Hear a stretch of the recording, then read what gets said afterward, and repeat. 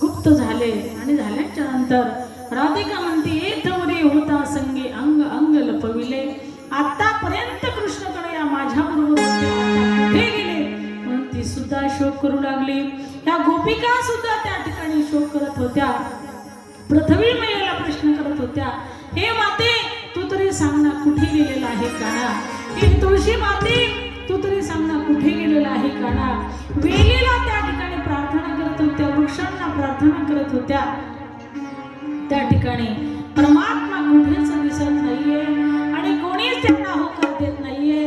इकडे मात्र राधिका त्या ठिकाणी ती सुद्धा विलाप करू लागली, रडू लागली. त्यावेळेस भगवंताने जास्ती अंत न पाहता परमात्मा प्रगट झाले. त्यावेळेस राधिका म्हटली, देवा का मला सोडून गेला होता. त्यावेळेस भगवंताने सांगितलं, मी सोडून तुला दुसरं काहीतरी आवडलं म्हणून मला असं वाटलं माझी गरज आता संपली, म्हणून मी गेलो म्हटले.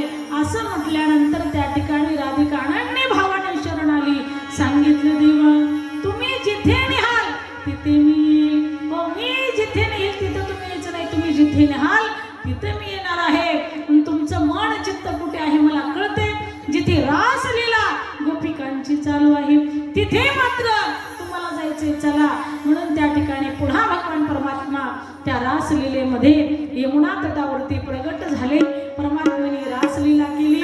भगवान शंकर सुद्धा त्या ठिकाणी सुंदर असं त्या ठिकाणी त्या अन्नपूर्णा माताकडे दररोज परमात्मा भिक्षाटन करण्यासाठी जातात, भिक्षा मागण्यासाठी.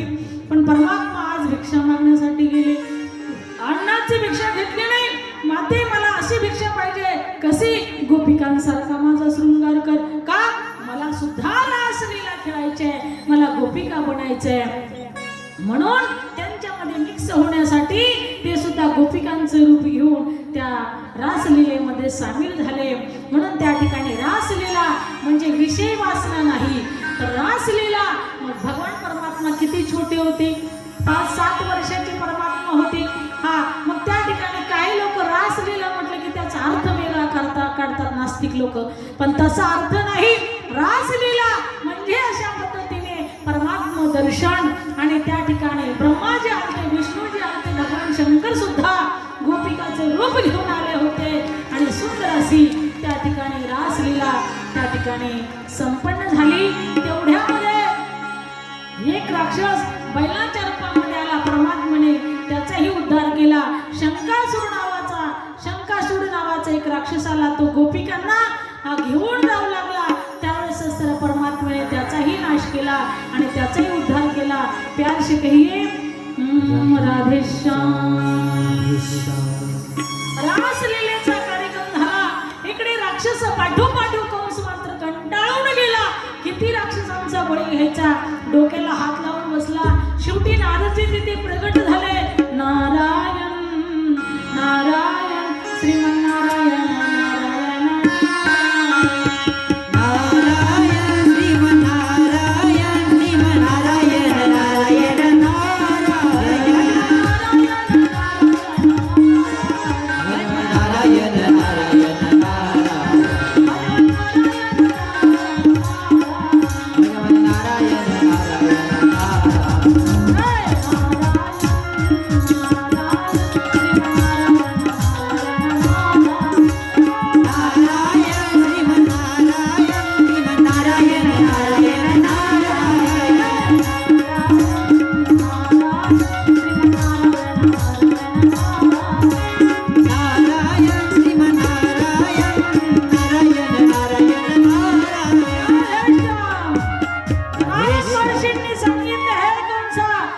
राक्षसांना पाठवू नको. भरपूर राक्षसांचा बळी तू घेतला. जेवढे राक्षस गेले तेवढे रिटर्न माघारी झाले नाही. सगळ्यांचा उद्धार झाला. म्हटले आता एक काम कर, मी सांगतो तसं कर, माझ्या बुद्धीने चाल. मग मला सांगतात शंख दुसऱ्याने फुकला तरच फुकतो, आवाज येतो आहे का नाही. कशा दुसऱ्याच्या बुद्धीवरचे काही काही माणसं असतात, स्वतःची बुद्धी चालत नाही. म्हणून त्या ठिकाणी सांगितलं माझं मार्गदर्शन तुला योग्य वाटत असेल तर ऐक. प्यार से कहिए राधे श्याम. मग त्या ठिकाणी कंस म्हटलं महाराज सांगा तुम्ही काय मार्गदर्शन करा. सांगितलं अरे धनुर्यज्ञ ठेव. तुला भगवान शंकराने जो धनुष्य बांधलेला आहे ना त्याचा धनुर्यज्ञ ठेव. आणि कृष्णाला आणि बलदेव भैयाला इकडेच बोलव. मग त्या ठिकाणी त्याने सुंदर असा कार्यक्रम ठेवला धनुर्यज्ञाचा. सगळे राजे महाराजे पृथ्वी तलावरती सगळ्यांना निमंत्रणे दिली आणि सर्वांना बोलवलं. कुस्तीचा कार्यक्रम ठेवला, धनुर्यज्ञाचा कार्यक्रम ठेवला, अन्नदानाचा कार्यक्रम, सगळं काही व्यवस्थित. मग म्हटले कृष्णाला आणायला कोण जाणार. सांगितलं कृष्णाचा चाचा जो अक्रूर जे आहे त्याला पाठवून म्हटले. अक्रूराला त्या ठिकाणी बोलवण्यात आलं. अक्रूर म्हटलं हा मूर्ख कधीच असं जय हरी करत नाही आपल्याला आणि आज कस काय बोलवलं म्हटले. मनामध्ये विचार करू लागला पण चला या गावात आपल्याला बी राहायचंय म्हटलं, जायला पाहिजे. म्हणून त्या ठिकाणी अक्रूरजी आले आणि आल्याच्या नंतर सांगितलं महाराज काय आज्ञा आहे माझ्यासाठी सांगा बोला. त्या ठिकाणी कंसाने सांगितलं तुझ्यासाठी एकच आज्ञा आहे. कृष्णाला आणि बलराम भैयाला या ठिकाणी धनुर्यज्ञाला निमंत्रण द्यायचं, घेऊन यायचं आणि नंदराजीला निमंत्रण द्यायचं. ते म्हटलं ठीक आहे, परंतु त्या ठिकाणी महाराज ज्याच्या त्याच्या मनातला भाव वेगवेगळा असतो. अक्रूरजीला एका दृष्टीने आनंद सुद्धा झाला. माझ्या परमानंद परमात्म्याचं दररोज ध्यान करतो, पूजा करतो. आज प्रत्यक्षात या डोळ्याचे पारणे फिटणार आहे, मला प्रत्यक्षात दर्शन होणार आहे. म्हणून त्यांना आनंद अश्रू अनावर झाले आणि त्या ठिकाणी बरोबर रत्न जडित सुंदर असा रथ त्यांना दिला गेला. सुंदर असे घोडे, सुंदर असा रथ त्या ठिकाणी अक्रूरजीला दिला गेला. आवाज येतोय का शेवटपर्यंत. राधे श्याम. दिल्याच्या नंतर त्या ठिकाणी अक्रूरजी रथामध्ये बसले. भगवंताची लीला त्या ठिकाणी आठवू लागले, भगवंताचं रूप आठवू लागले, भगवंताचे गुण आठवू लागले, भगवंताच्या लीला आठवू लागले. त्या ठिकाणी रथाचा असणारा दोर सुद्धा हातातून सुटलेला आहे. रथ कुठे चाललाय हे सुद्धा कळत नाही, पण घोडे तेवढे चतुर होते. त्याच असणारा खरोखर मार्गाने ते चालत होते. यमुना मैया पार केली. यमुना मैया पार केल्याच्या नंतर करता करता अक्रूरजी मात्र नंदराजीच्या वाड्याला गेले आणि गेल्याच्या नंतर त्या ठिकाणी असणारे खरोखर भगवान श्रीकृष्ण परमात्मा आणि बलदेव भैया त्या ठिकाणी गोशाळेमध्ये होते आणि गोपाळ असणारे त्या ठिकाणी गाईला चारा पाणी करत होते. तेवढ्यामध्ये अक्रूरजींचा रथ आला आणि आल्याच्या नंतर अक्रूरजीला पाहिल्याबरोबर अक्रूरजीने तर त्या वंदे जगद्गुरु अशा पद्धतीने साष्टांग दंडवत घातला. हा नव्हे नव्हे जिथे कृष्णाचे पाऊल दिसतील ती माती घ्यायचा आकृषी आणि आपल्या अंगाला लावायचा, डोक्याला लावायचा. कृष्ण चरण रज आहे म्हणून साष्टांग दंडवत घेतला. भगवान परमात्मा धावत पळत गेले. आकृषीला असताना त्या ठिकाणी दोन्ही बाहूला धरलं आणि त्यांच्या हाताला धरून त्यांना उठवलं. चाचाजी असं काय करता, उलटी गंगा का तुम्ही असं त्या ठिकाणी वाहता? कारण का आम्ही तुमचं दर्शन घ्यायचं का तुम्ही आमचं दर्शन घ्यायचं? त्यावेळेस चाचाजीने सांगितलं नाही, तुम्ही भगवान आहात, तुम्ही देव आहात. हो, अशा पद्धतीने त्या ठिकाणी बसले. नंदराजीने त्यांचं शांततेत अशा पद्धतीने स्वागत केलं. अक्रूरजी महाराजांचं स्वागत केल्याच्या नंतर इकडे बलदाव भैया आणि कृष्ण कन्हैया इकडे गोशाळेमध्ये थांबले आणि इकडे मात्र खूप छान असं स्वागत केलं.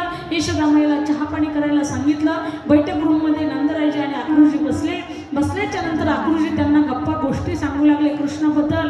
हा कृष्ण तुमचा पोरगा नाही तर हा जगाचा बाप आहे, पण तुमच्या पूर्व पुण्याने तुम्ही 10,000 वर्ष तपश्चर्या केल्यामुळे हा तुमच्या पोटी तुमचा पुत्र म्हणून या ठिकाणी तुमच्या अंगणामध्ये खेळण्यासाठी आलेला आहे.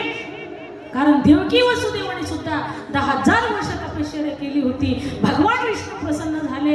काय पाहिजे तुम्हाला मागून घ्या. त्यावेळेस त्यांनी मागितलं की तुम्ही आमच्या पोटी जन्माला यावं.